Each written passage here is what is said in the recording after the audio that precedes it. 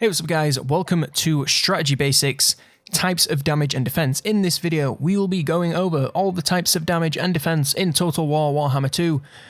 Kind of says it in the title, but what this basically means is I will be covering every single type of damage resistance as well as damage dealing that I have found, and I will try and explain them in a way that is very easy to understand for all you new players out there, because I know that in some of my guides I just say, oh yeah, this unit, it does armor sundering, it does armor piercing, and while it might seem obvious, you know, armor piercing pierces through armor, it's not exactly obvious how you know these things and how to work out what unit is going to triumph over what unit.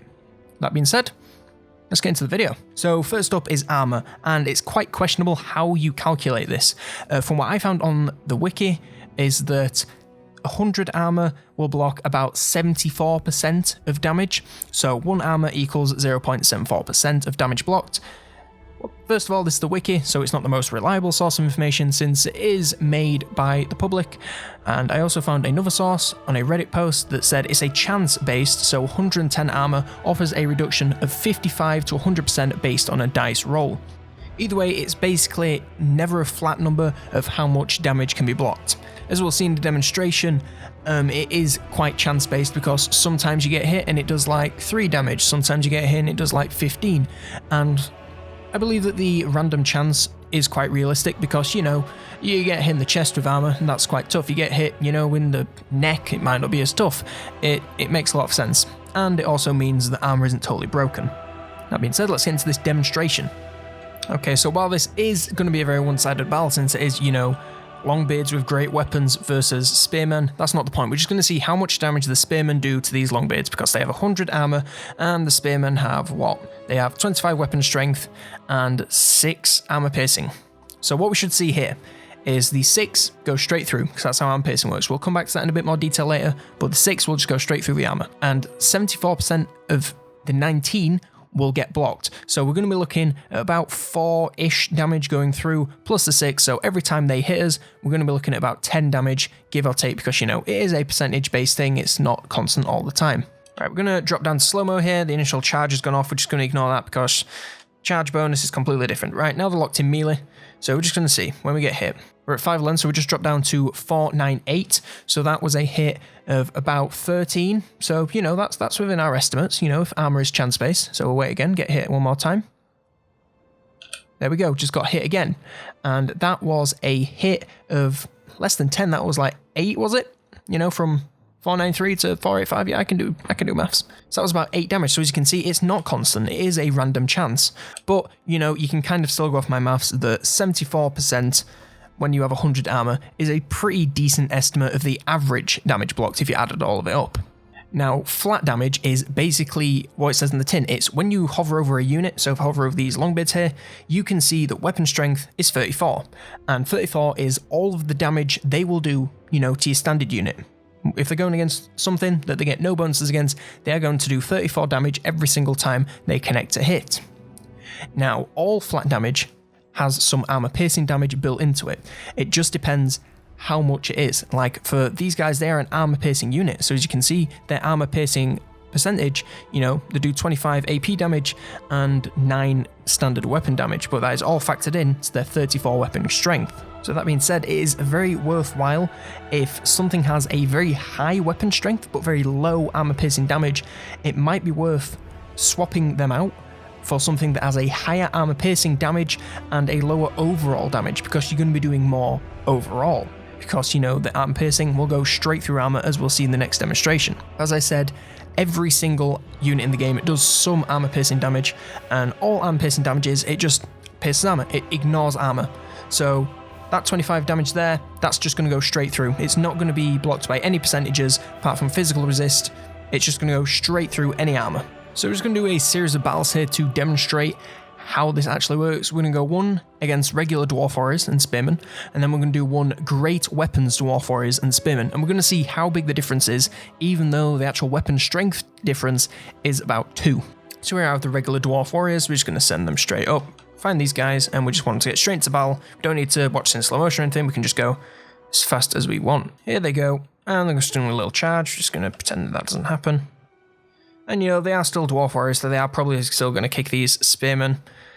But, you know, they're not doing it very fast. You know, it's still kind of close. There's only about, like, 500 health difference max.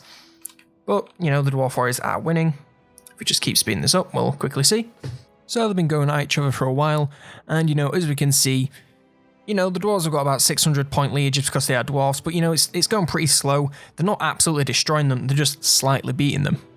So if we come out of this, and we swap them out for some Dwarf Great Weapons and go back into the battle, I think we're going to see a very big difference because of that armor piercing damage. Now, I will reiterate, there is a 2-point difference in weapon strength, but the armor piercing difference is much larger. 23 armor piercing damage compared to the Dwarf Warriors, which I think it was probably the other way around, you know, 7 and 23 normal damage. But we're just going to go into this, we're just going to see how quickly these guys do damage to the Spearmen compared to the regular Dwarf Warriors. There we are, there's the charge, and now they're in melee. Just going to watch this, and look. Already, even though they don't have shields and slightly less melee defense, they are tearing these Spearmen to pieces. You know, the max lead that the regular Dwarf Warriors ever got, what was that, like 600? Yeah, these guys are already at that, and they've been fighting a fraction of the time, and the Spearmen, again, even lower health than the Dwarf Warriors were, getting them in a fraction of the time. Admittedly, the Great Weapons Dwarf Warriors are taking more damage due to the lack of shields and a bit lower melee defense, but they are doing a hell of a lot more damage, and it is happening a lot quicker. Oh, my light just went off. Oh no, my light died! No! Well, that is unfortunate. As I apologise, my light has just gone out. I will fix it for the next segment. But, you know, the Dwarf Warriors with Great Weapons do a lot more damage in a shorter period of time. Admittedly, the Spearmen have kind of overcome them, but it's just due to the lack of melee defense. But that's not part of this example, so, you know, just ignore that. They just do more armor-piercing damage. That is the demonstration. So I currently have a battery pack plugged into the light and just kind of hanging off the tripod.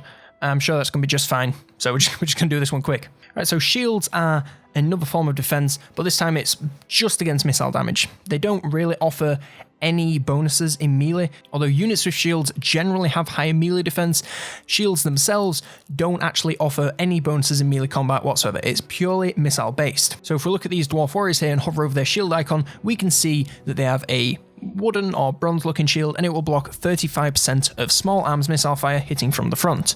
It's worth noting that there are a few colours of shields, but no matter what the colour is, it's generally worth checking because they can be the same colour but have actually different values. So if we look at these Slays here, they also have the bronze shield, but this one only blocks 30% of small arms missile fire. Worth noting that Slays don't actually have shields, they just deflect, but they have the same shield icon because it behaves exactly the same. As it says here, it is only small arms fire, so any artillery or magic missiles that comes in, that is going to go straight through just because of the impact that they make when they hit. And hitting from the front generally means that the shield needs to be facing the missile source. Units can run away and put their shields to their backs to protect themselves, but it's not going to be as effective as if they were running forwards and had their shields up in front of them. So we're just going to do a little battle here. We've got some Dwarf Warriors and some Great Weapons Dwarf Warriors. The exact same armor, the only difference is our Dwarf Warriors, regular ones, they have shields. They're against some archers, so we're just going to see how this plays out. We're going to try and force them to get targeted one at a time. Hopefully these archers take the bait. That'd be nice. Okay, so they're now targeting the regular Dwarf Warriors. And as you can see, you know, they're taking a bit of damage, but nothing too serious. You know, a few hits here and there. Nothing too bad. Again, these are high elf archers, so they are very good. Even the very basic ones are super good. But look at these guys. They're blocking most of these shots. Few hits, but if you look at the shields, again, hit a lot more than the men are. But again, it's not constant, it's 35%. If we had a better unit, it'd be a higher percentage, and they'd be taking less hits. But for these guys, 35% ain't half bad. 6,800, they've been there a few minutes. Not a few minutes, a few seconds. Move these great weapons up, see how long they last. They have no shields whatsoever. The exact same armor, just no shields. Taking a lot more damage, none of these shots are getting blocked. Look, these guys are already at lower health than the regular Dwarf Warriors are, and they've been in for a fraction of the time. They're just not blocking any of them. All of these are getting hit, and we've actually lost a few models. So shields, while it is only 35%, that 35%, if you think about it, is quite a lot, you know, in relation to the damage that these guys are putting out. You know, it's 20 missile damage, 35% of that is getting blocked, so, you know, that's pretty substantial, especially when you get to the high levels and it's armor-piercing missiles. You really want to be careful to bring shields and keep them at the front ahead of your unshielded units because, you know, they're just going to get torn to pieces by range units if not. So shields, very, very important if you want to protect yourself from ranged fire. Okay, so impact and explosion damage, it's quite difficult to explain because there's not really a stat for it, it's just kind of a thing that happens. So as I said in the shield section, they can block small arms fire. They cannot block magical missiles or artillery shells because it's just too big. So impact damage is basically what happens when your artillery projectile collides with the enemy model. So if I shot a cannonball and it just ripped through all the units of spearmen, didn't hit the ground, that is impact damage. Explosion damage is when the projectile hits the floor and in a shockwave around it causes damage. Now this varies depending on what artillery piece you're using. I've got two examples here. I've got the grudge thrower and the flame cannon from the dwarves because let's be honest, they have the best artillery in the game. That isn't even a question. Sorry Empire, you suck. But yeah, we are basically going to test because the flame cannon has a big explosion, whereas the grudge thrower is more based on the general impact, as well as a very minor explosion. So we're just going to see what the differences are here. So we're going to start off with the grudge thrower, just aim him at these guys, and you know, let him rip. I love getting my artillery shots in. Again, the high elf spearmen we've been using this whole time, they have shields, but they aren't really going to do anything. Oh, here they come. It's a little bit difficult because of this incline. Oh, yep. Hey, there we go, got a few hits there. So as you can see, completely splattering these spearmen. Doesn't matter that they've got shields. We could be doing this against Skaven slaves and it'd be doing the exact same impact. Of course, these guys are a little more armoured, but you get my meaning. Another hit coming in. Hopefully we'll be able to catch some. Oh, there we go. Fantastic hit. And you see these shields just doing nothing, and that impact, as you can see, when the projectile comes through, it does impact damage to all these guys. That's why you're seeing these long lines of people. It's because it's hitting each model, and each model hit is taking the damage. Whereas the impact, it's one hit. So you want to ideally, especially with things that have less of an arc, get a nice shot through lots and lots of enemy models to maximize your damage. Now, if we swap to the flame cannon, we're a little bit close range here, but I think we'll be able to do it. We will see that impact damage can sometimes not be as good as just good old-fashioned explosions. You see these come in, huge explosion damage. Look how obliterated it was. That was 3 projectiles. The explosion damage alone, it grounded these guys, killed countless others, and these guys have already broken. Flame cannon, absolutely god tier, and the explosion damage is insane. So, as I said, it entirely depends on the artillery piece that you are using, but it is worth noting, impact damage, much better for things with no explosions, so that's your cannons, your catapults sometimes, your bolt throwers, they want to be hitting as many models as possible. Whereas explosion based, like the flame cannon, the hellblaster, and some other pieces, the doom dive catapult as well, you want to be hitting the ground to get a fantastic explosion and completely obliterate your enemies. Now we get to the resistances. Now these are a little bit difficult to explain and understand, mostly because they're not actually on the stats table. So resistances aren't on the stats. Like, as you can see here, you know, you got armor, you got leadership, you got speed, you got this, you got that. But what it doesn't tell you is the resistances. Like, these guys have physical resist, but you wouldn't know that unless you hovered down here and you read about it. But what physical resistance is, it is extremely powerful. It offers resistance to all damage except magical. So, you know, you can throw as much armor piercing damage as you want. It's gonna just resist 75% of that. Now, generally, physical resistance isn't given in this high of a quantity, but because these units are ethereal and have 0 armor, they're otherwise defenseless if you bring magical attacks, so it kind of balances them out. Now, there is such thing as missile resist. A lot of lords actually get this. As you can see with Belgar Ironhammer, he has missile resist 15%, so that basically acts as another shield, and this guy is shielded for 55%, so he blocks 55% with his shield and then another 15% with his missile resistance, so he's incredibly tough to kill via missiles. He also has magical resistance, which offers reduction of damage from magical attacks, so that's spells and, you know, just magically imbued melee attacks and ranged attacks, of course. And you may be thinking, these guys, you know, it sounds super OP, why are they allowed such resistances, what can I do to counter it? And the only thing that counters missile and physical resist is magical attacks. Because, you know, you can block everything, but if you cut through some magic, it's not going to do anything. Now, magical resistance only offers resistance to magic, so just send some, you know, regular armor piercing and you'll be just fine. So magical damage cuts through basically any type of resistance, except for, of course, magic resist. But otherwise, they're just going to act like, you know, normal attacks. So if you have 55 weapon strength and it's magical, if you go against swordsman, it's just going to, you know, act normal. It's just going to act with you normal, 55% split up into armor piercing and whatever. But if you go in something with physical resist, it is basically going to cut through all of that resistance and just go straight to them. And generally, units that rely on physical resist have like 0 armor. Like these Cairn Wraiths, 0 armor, so they get dunked on pretty quickly. But we're going to see these Hammerers here. They have great armor piercing damage, but they have no magical attack. So we're just going to see how they fare in battle against these Cairn Wraiths. So as I said, Hammerers, fantastic units. I mean, they're still doing all right, but you know, it's pretty even. Hammerers winning slightly, but you know, Hammerers extremely elite. Cairn Wraiths, you can't even lock them in the mid game, so you should expect them to win.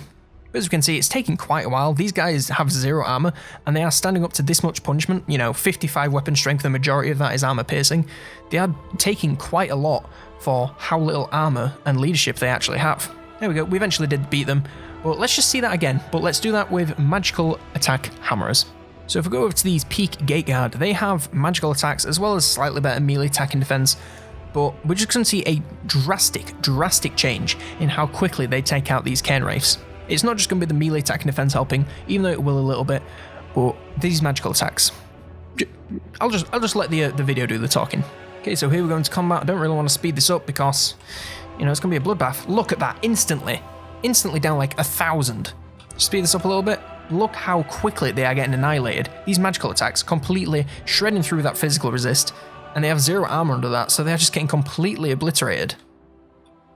Look at how quickly. I was running the last one on 3 times speed. I ran this on 2 times for the majority, then 3 times a little bit at the end there. That was insanely fast. Magical attacks are the bane of any physical or missile resist whatsoever. So if you're going against the Wood Elves or the Vampire Counts that spam a lot of Wraiths, then it's very worthwhile getting some magical attacks in there just to completely obliterate the unit. Now, charge bonus is something you will always see on every single unit, but it's only really something that you want to be worrying about on cav units. So if we go to Bretonnia here, looking at these Knights of the Realm, they have 68 charge bonus. Now, this is bonus weapon strength that gets dealt the second the model hits combat. So when you charge these guys in, the initial impact, they will do 68 damage on top of their weapon strength. So if you cycle charge these guys, which I'll come back to in a later video, you can do insane amounts of damage by just getting that 68, you know, on top of the 37. You can just completely annihilate enemy units. Now, charge defense is basically negating this. So if we look at Dwarf Warriors with great weapons, they have nothing, so they're going to take all of that 64 right on the chin. If you go to regular Dwarf Warriors, they have charge defense versus large. So when bracing, that means when they are stood still, you know, they're just bracing for impact, this unit negates the charge bonus of any large attacker. This means that when those Knights of the Realm hit, they're not going to do that 64 damage. They're just going to do their regular weapon damage, and you don't really need to worry about them. I mean, if they hit you in the back, it's still not great, but it's nowhere near the amount of damage that they would do if you didn't have charge defense. Now, you can get charge defense versus large, or you can get charge defense versus all, because, you know, some giant units and some infantry units even have great charge defense. So if we go to these Ironbreakers here, they have expert charge defense against all. So, you know, literally anything that has a charge bonus, it'll just completely be negated, and they will just do the standard weapon strength. So that's a very valuable trait to have, especially for your slow units such as the Dwarves. It is a complete game changer. So I'm just going to do some examples here. We're going to see how these great weapon Dwarves stand up against the Knights of the Realm, and then we're going to see how the regular Dwarf Warriors stand up against these Knights of the Realm. Exact same situation. So we're going to advance a little bit just to find them, but other than that, we're going to stand completely still. Okay, here they come. So we stood still, we're bracing. Just gonna wait for these guys to make impact. Go into formation there, so they get a little bit of a bonus to their charge. That's 92 charge bonus, so we're just gonna see. They didn't do much. Sorry, the camera just died there. It's fine. The charge failed anyway, so we're just gonna do that one again. So we're just gonna send these dwarf great weapons in. No charge defense whatsoever. Just gonna stop them there. Come on, these guys have like 92 charge defense. They keep failing the charge for some reason. There we go. There's quite a hit of damage there, you know. Oh, there it is. Wow, did you see that? Right, so they just did a fantastic charge. Did like 2,000 damage in a single hit. That's how powerful charge bonus can be if you have no defense against it. You know, these guys, their leadership is taking a severe hit. They've taken 17 damage to their leadership as well as 2,000 damage nearly to their actual health. That is a crazy amount. So let's see how they perform when they have charge defense. Okay, so we're just going to move the Dwarf Warriors up. Same formation. Keep it nice and wide so you know the enemy has a nice little advantage. There they come. So we're bracing. And in they come. They're going to do a little charge. Might fail again, but that's just fine because they did a second one and it worked out. So here they come. Yeah, the charge keeps failing for some reason. It's quite weird. So we're just going to reform. And see, they just did the exact same charge they did, and they did half the damage. That is how much of a difference it can make when you have a charged defense. Like, they come into those great weapon warriors, and they did 2,000 damage right off the bat. They've been in combat for a minute or so now since the charge, and they've only just done the same amount of damage that they did to the great weapons warriors. So if you can get charge defense, it is sometimes worth taking if you are going against something that relies a lot on charge, such as Bretonnia, or, you know, the Beastmen, things that do a lot of hit and run, and, you know, rely on the charge bonus a lot. It's completely worth getting charge defense, if not against everything, then definitely against large, because it can make a huge difference. Now we're kind of getting to the other effects that aren't really affecting most units, but are still definitely worth knowing about, because, you know, they have effects. So, poison damage. This is something that Bretonnia has in their archers. So if we look at these peasant bowman pox arrows, they deal poison damage on their missile attacks. So poison damage, if you've seen any of my army guides, you know how much I love poison damage because it's so useful. Maybe not as the primary damage source, but definitely as a support damage source. So this means that you don't want all of your units doing poison damage, because it basically does no like actual damage. It's all in the effect. As we can see, it does minus 20% AP missile damage, as well as melee damage, as well as weapon damage, and as well as missile damage, and minus 24% speed. They are some serious buffs. If you think about what 20% is for your average unit, like, that can be, you know, 10 or 20 even done. If you have a really elite unit that you are poisoning, you can get rid of so much of their usability and effectiveness, especially the speed. It allows you to catch other units out. So say you have some elite cav that are giving you hassle, you manage to get a poison effect on them, they have minus 24% speed, where are they going to go? But as I said, it is more of a support damage type rather than a straight up, this is what you want all your units to be doing. I mean, there are some lords that give all their units poison damage, and that's just fine, but when you are choosing, I would say don't have all of your damage coming from poison, but definitely have some. It's 100% worth taking if you can. Now, armor sundering, it's kind of a weird one. It reduces the armor of the affected unit for 10 seconds by about 30 is what I saw. So as you can see here, sundered armor, 10 seconds minus 30 armor. So say you sent these guys against another unit of hammers, they'd now be at 70 armor. And if you remember from the start, that is a huge percentage of damage that they could block that they are no longer blocking. And armor sundering, from what I've seen, it is generally used on melee troops quite a lot in the regiments of renown. So if you send these guys into melee, they're going to be taking minus 30 armor or something whilst doing damage, and generally they're going to be doing armor piercing damage as well as like a high weapon strength overall. So armor sundering is one of those effects that if you can get it in your armor, it is so worth taking, because you can make some really elite enemy units into, you know, just some average ones that the rest of you guys can take out without any help. Now, flaming attacks do more damage to units that are vulnerable to it, and units that are vulnerable to it are quite difficult to identify. The undead generally are very vulnerable to fire because, you know, they're undead, they burn quite easily. And there is no weapon stat that just says, hello, I'm vulnerable to fire. But the undead, I can tell you that they are vulnerable to fire, and there are also some effects you can do. If you got the Hunter and the Beast DLC, if we go to the Empire here, so if you got this DLC and you head to the Hunts Marshal General, you will see in his abilities, he has the Oil Flask, which applies 50% flame weakness to the enemy. So this basically means if you have like some fire archers or something that you can use with this guy, you're going to be doing some serious damage because they're going to be vulnerable to fire attacks. And fire attacks, you know, they're not good for leadership, they're definitely not good for damage, especially if the enemy units are covered in oil. I mean, would you want a flaming arrow fired at you while you're covered in oil? I didn't think so. Finally, we get into like anti-large damage. So anti-large is quite a strange one. It might make you think that these guys are going to do nothing against infantry. That is completely not true. It just means they do a bonus bit of damage if they're going against large. So if we look at Slayers here, look at their weapon strength, we can see, you know, 32 weapon damage, 16 armor piercing, and then bonus versus large. So that means if they don't go against large, just ignore the bonus versus large. They're still going to do 32 and 16. If they are going versus large, they're going to do the 32, the 16, and then 24 bonus damage on top of that. So it just basically means if they're going against, you know, large or infantry or whatever they're good against, they're just going to be doing a bit of bonus damage. Same here if we go to these Warriors of Dragonfire Pass, they have bonus versus infantry. So we can see they do 22 and then 6 bonus versus infantry. It is as simple as that. I believe that is everything that we needed. I hope this video wasn't too long. I hope you found it useful.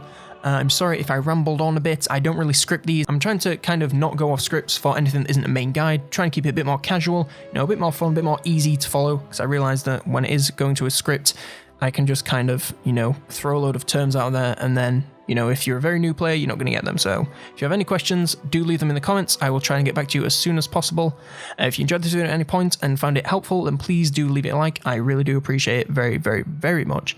If you want to see more videos like this or anything about Total War or strategy games in general, please do consider subscribing. You know, I'm doing top 10s, I'm doing strategy guides, I'm doing these basic beginner guides, spell guides, tournaments, live streams, maybe some other games that aren't Total War. If you have any requests, also leave those in the comments. But for now, I was COLONELDAMNEDERS, and I'll see you next turn.